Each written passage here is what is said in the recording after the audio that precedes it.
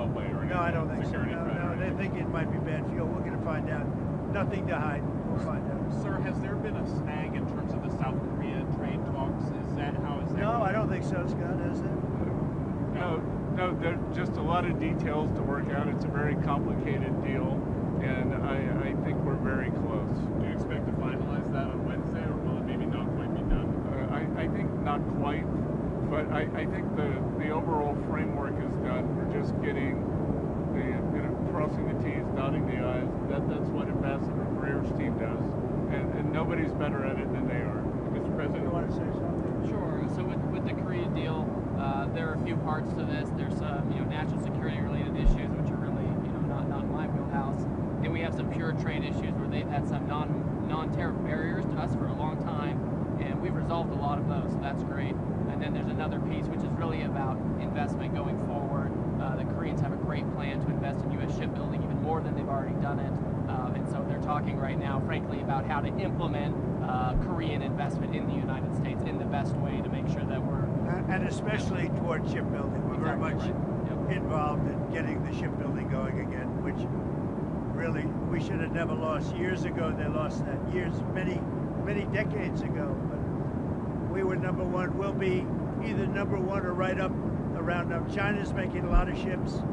I take my hat off to them. Now, they wouldn't if we had that situation where we charged essentially a fee, but we're not looking to hurt their shipbuilding efforts. Mr. President, are you concerned Have the Koreans asked for any visa guarantees after that immigration raid? No, but you know how I feel. I was very much opposed. Look, when they come in and they're making very complex machinery, equipment, things, they're going to have to bring some people in, at least at the initial phase.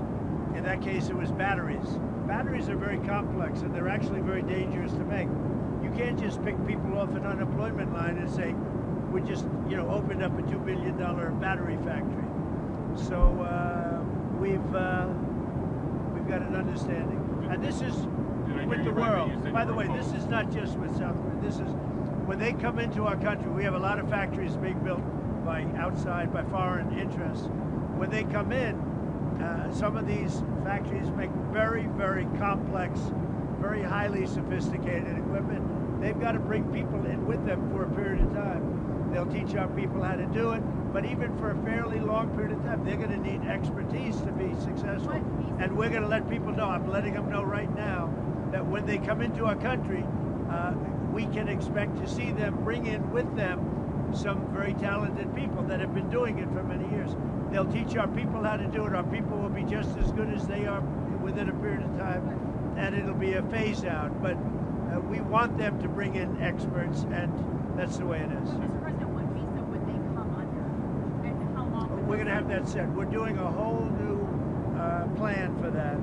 But what you can expect, let's say they come in, for instance, we have massive number of chip companies, in particular one, the biggest by far, the biggest in the world, coming in. You can't expect them to make unbelievably complex chips and computers and other things and pick people off the unemployment line that haven't worked in 5 years. But we're going to, so I want them to come in with talented people, and they're going to, it'll be a phase out, a slow phase out. Did I hear you right that you said you were opposed to the way that raid in Georgia was handled? I was opposed to getting them out.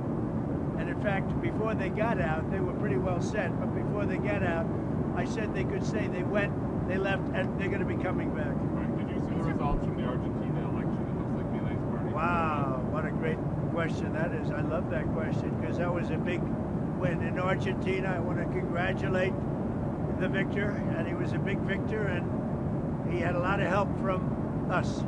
He had a lot of help. I gave him an endorsement, very strong endorsement, and it was really unexpected to have a victory of that.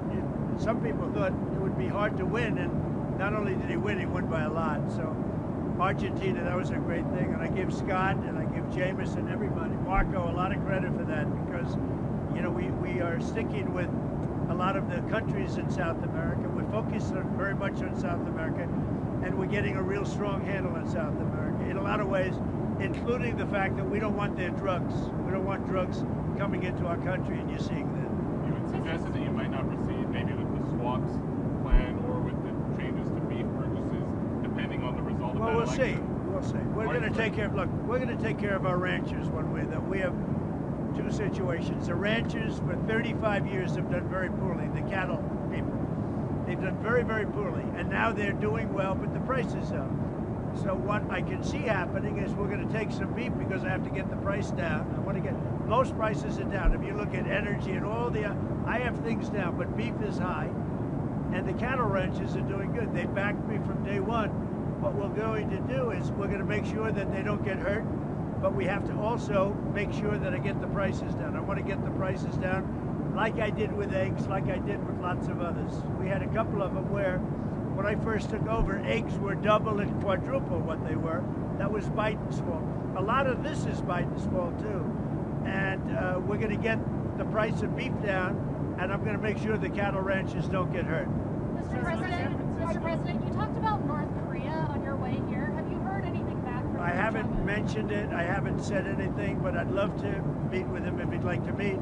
I got along great with Kim Jong-un. I liked him. He liked me.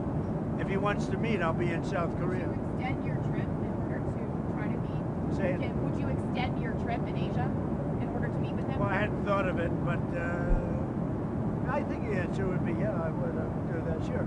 And if when you do It's our last stop, when so it's pretty easy to do. Yeah, I would do that. when you do meet with him, sir, With Kim Jong-un? yes, what does the U.S. have Well, to I offer didn't say I him? was meeting with him, but if he'd like to meet him around, you know, I'll be in South Korea, so I can be right over there. We'll hop. But what could the U.S. offer him at this point? Well, we have sanctions. Well, that's pretty big to start off with. I would say that's about as big as you get. Anything as like an inducement to do I a don't deal? know. I just had a good relationship with him. I would love to see him if he wants to, if he even gets this message. We haven't mentioned anything, but he knows I'm going over there. If he'd like to meet, I'd love to meet him. Sir, Are you concerned about flights being halted at LAX due to shortages for air traffic controllers? Is there a way we can pay them? Yeah, there is, but the Democrats should just do a simple extension. That's the best way. The Democrats are holding it up. They want $1.5 trillion for people that came out of prisons, for illegal aliens that come into our country. We don't want to do that because that will really hurt the health care that we have in our country. And frankly, we'd like to see better health care, period. But even if We're not looking to do that. The Democrats can solve that problem with air traffic control. All they have to do is say, the country's open. We only need 5 votes. The Republicans are with us. We only need 5 votes. So let's see what happens. I would imagine that gets taken care of. Not only the controllers, but other people too. how is your relationship with Elon these days? And is there? I think it's Doge good. I mean, you 2.0? saw that during Charlie's beautiful tribute. Elon came up. It's good with Elon. I like Elon. I've always liked Elon. Elon's good. Have you talked to him since the memorial? On and off a little bit. Yeah, very little. Nothing much. Look, he's a nice guy. And he's a very capable guy. I've always liked him. He had a bad spell. He had a bad period. He had a bad moment. It was a stupid moment in his life. Very stupid. I'm sure he'd tell you that. But I like Elon, and I suspect I'll always like him. Sir, what are your thoughts on the continued protests outside immigration centers in Chicago? Well, when people come into our country illegally, especially in terms of speed, the very bad ones, like murderers, because we've had murderers came in through the Biden administration. We have very tight borders now, but we had open borders. Incredibly, we had open borders. What were they thinking? But we have murders. Over 11,000 murderers came in. Many of them murdered more than one person. We want those people out. We want people that were in prisons. We want them to go back to their prison, not our prison. We want them out, and we'll get them out. Get them all out. Do you think deportations It was really a terrible mistake that was made. When you think of it, so much of our time is spent on that subject, and it's a big subject because it's probably 20 or 25 million people, the real number. And of the 25 million people, it's, you know, millions of people should not be here. Now, all of them shouldn't be here if they came in illegally, but we have to get the criminals out. Washington, D.C. is doing great. Memphis is starting to do great. We just started there 2 weeks ago. Any place we touch is going to do well. If I were a governor, I'd say, please get your people in, whether it's National Guard or the military. Get them in. Is there a deadline? And as you know, we've been winning those cases. Is there a deadline Yeah, I mean, I'd like to do it, but you know, I have a lot of very important people that are really into San Francisco that are really trying to do it themselves. I said we can do it better because we have a strong group, a tough group, a group that has powers that other people don't have. Locally, you don't have the powers that the federal government has. And we can do a better job of it faster. But I listened to a few of the people, you know, Jensen, who's fantastic, from NVIDIA, as you know, and Mark he owns Time Magazine, among a lot of other things, right? He's a good man. And they would love to give it a shot. And I say, go ahead, do it. And I would have done that with Chicago, but Chicago is very far along the way. We have to do something with that. If I have a lot of friends influential in Chicago, if they call me, maybe I do the same thing, but we have to save Chicago immediately. We can do that pretty easily, but we have to get in quickly. Can I go back to Argentina quickly? Yeah. What do you think the state of the fiscal situation is there now? Do you think you'll have to do another Well, we have the all-time deal? expert right here. I think right now we've made a lot of money based on that election because the bonds have gone up, their whole debt rating has gone up. You know, that election made a lot of money for the United States. Now, we're not in that for money per se, but if you look at the value of the bonds, the debt, Scott, you can go ahead. Yeah, I think the great victory in this election, President Milei, I think he is going to expand his coalition, and you know they have some big refinancings next year. But the Argentinian people have spoken. President Trump, that they know that the U.S. is their ally. Thanks to President Trump, we're behind them, and that they're going to be able to fix their fiscal and keep on the road. He's working against 100 years of bad policies, and he's going to break them thanks to the support for the United States. And we're helping other South American countries also, as you know. Will they need more support, or would you consider it if they needed We it? might. Yeah, we would consider it, I think. Yeah, well, look, I think they'll be in good shape. Yeah, we think the market's going to do it from here now that he's gotten over this. As I always said, this was a bridge. We've bridged it. Thanks to President Trump's support, he did better than anyone ever expected. The Peronists said it wasn't a fair election because we were running against Donald Trump too. And now I think the market is going to take care of itself, and it's going to have a lot of confidence in his policies and the way forward. The polls were very wrong on that election.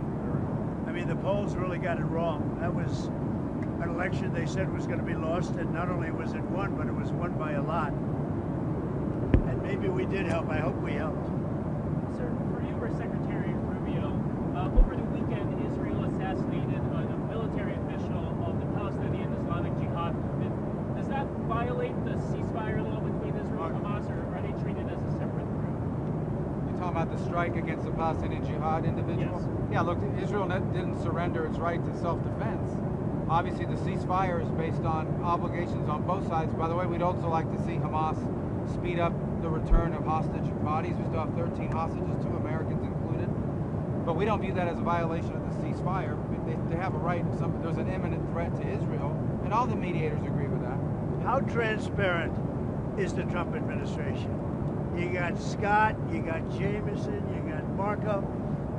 We're not saying you please don't ask this question. You can ask anything you want.